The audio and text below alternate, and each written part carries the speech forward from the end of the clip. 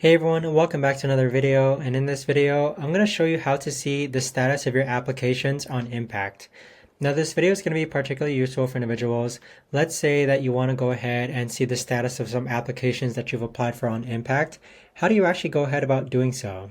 Now this video is going to be short, sweet, and simple, guys. There's not going to be a lot of steps involved. So in order to do this, what you're first going to do is log on to Impact. Then on the upper hand corner, you want to click on Brands and then click on Applications.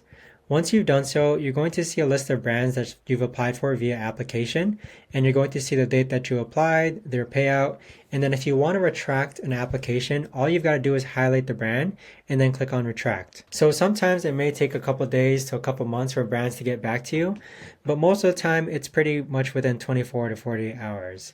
So that right there, guys, is the best and easiest way that I know of to actually go ahead and see the status of applications of brands that you've applied for on Impact. If you guys know of a better or easier way to actually do this, let me know in the comments down below. I would love to know. Thanks so much for watching, everyone, and I'll see you guys all in the next video.